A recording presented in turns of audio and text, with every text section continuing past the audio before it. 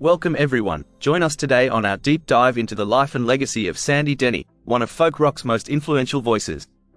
From her early days with Fairport Convention to her solo career and unforgettable collaborations. So let's dive in. Sandy Denny, born Alexandra Eileen McLean Denny on the 6th of January 1947 in Merton Park, Surrey, England. She was zodiac sign Capricorn. Born at Nelson Hospital in Merton Park, London, Sandy Denny was raised in a well-off Wimbledon household by her parents, Neil and Edna Denny. With Scottish roots from her father's side, she was encouraged by her civil servant father to recite from Songs of the Hebrides. Her grandmother would sing traditional ballads from her childhood on the Isle of Mull. Sandy took piano and violin lessons as a child, and as a teenager, she showed enough dedication to the guitar, borrowed from her older brother David, to convince her father to buy her one of her own. Neil Denny was often distant, while Edna was sharp-tongued and critical, frequently calling Sandy dumpy, a comment that haunted her. At Coombe Girls Grammar, Sandy was an uninspired student but played lead violin in the orchestra and earned 5 O levels, including music. She found her true passion in the thriving local folk club scene.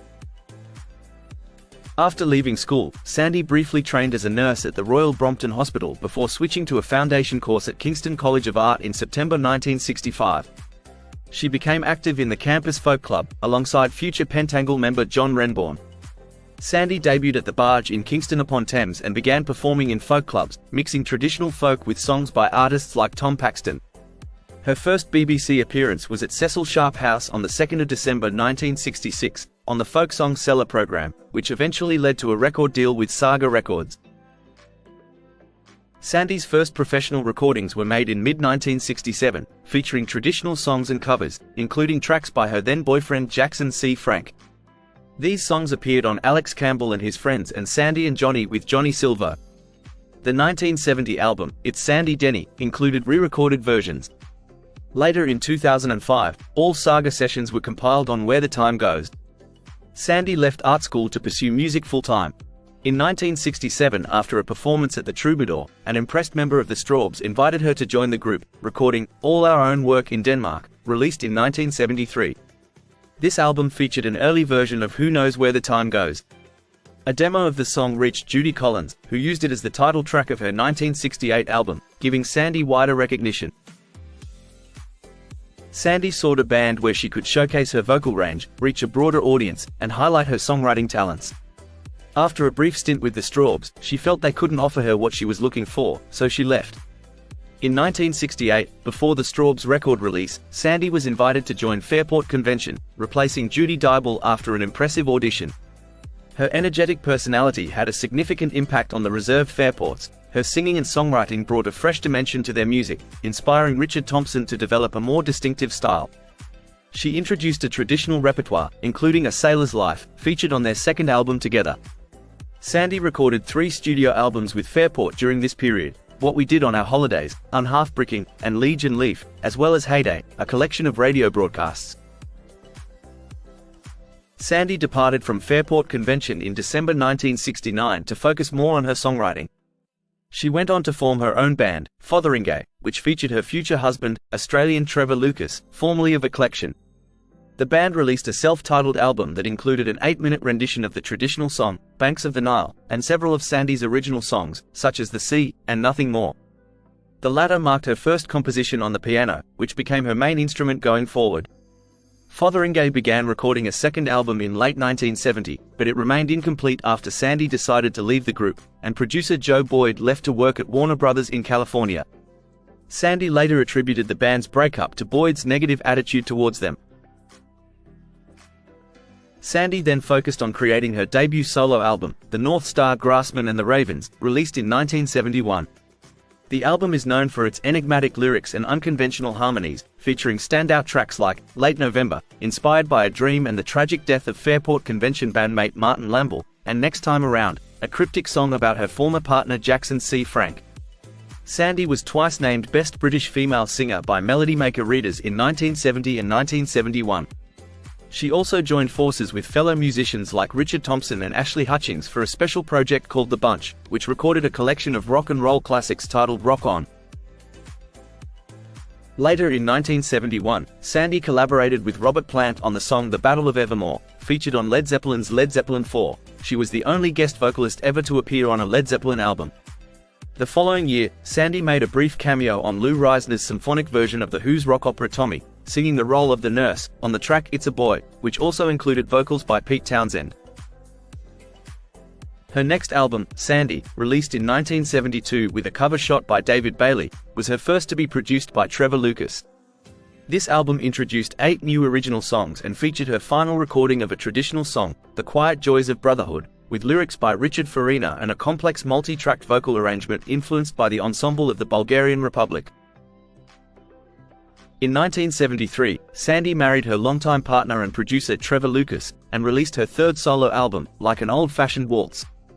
The album delved into themes of loss, solitude, fear of the dark, the passage of time, and the changing seasons, featuring one of her most cherished songs, Solo, with cover art by Gerd Mankiewicz. The following year, she rejoined Fairport Convention, where Lucas was now a member, for a world tour documented on the 1974 album Fairport Live Convention. She also contributed to their 1975 studio album, Rising for the Moon, writing or co-writing 7 of its 11 tracks, even as her solo work increasingly diverged from the band's folk roots.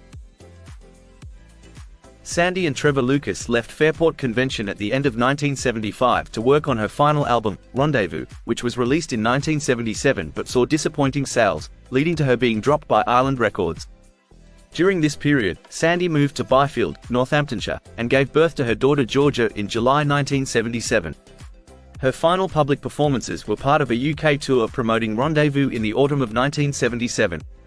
The tour's last night at the Royalty Theatre in London on November 27, 1977, was recorded for a live album, Gold Dust. Due to technical issues with the original guitar recordings, the album was only released in 1998 after most of the guitar parts were re-recorded by Jerry Donahue. Between 1976 and 1977, Sandy was showing increasing signs of manic and depressive behavior. Struggling with depression, mood swings, and the breakdown of her turbulent marriage to Trevor Lucas, her drug and alcohol use escalated, even as she discovered she was pregnant. Despite her desire for a child, her impending motherhood did not curb her behavior. Her daughter, Georgia Rose McLean, was born 3 months premature on July 12, 1977. Sandy's care for Georgia was inconsistent, swinging between intense and indifferent. In March 1978, Sandy visited her parents in Cornwall with Georgia. During the trip, she fell down a staircase and hit her head on a concrete floor. She later claimed her mother refused to take her to the hospital due to her drunken state. Back in Byfield, Sandy began experiencing severe headaches and was prescribed Distalgesic, which can be dangerous when mixed with alcohol. Concerned for their safety, Trevor Lucas sold their car to buy a one-way ticket and left for Melbourne with their child on April 14, 1978, without informing Sandy.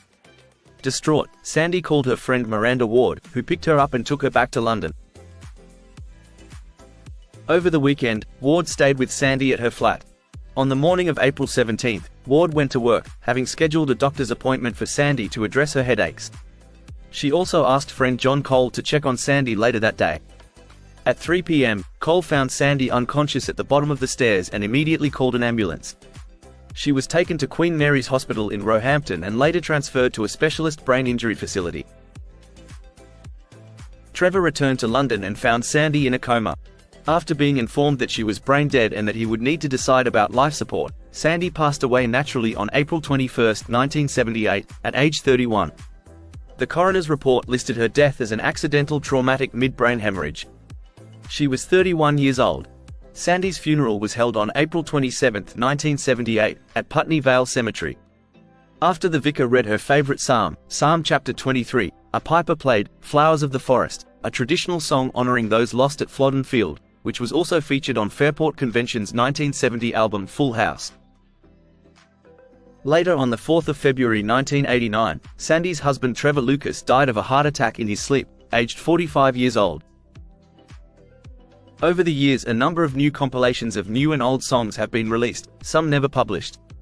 Sandy was insecure and often lacked belief in her own talent, but she is regarded as one of the UK's finest singer-songwriters, and her work has grown in stature over the years. Her effortless, smooth vocal delivery still sets the standard for many of today's female folk-based singers. Thank you for joining us. Don't forget to like and subscribe for more videos just like this. Take care and bye for now.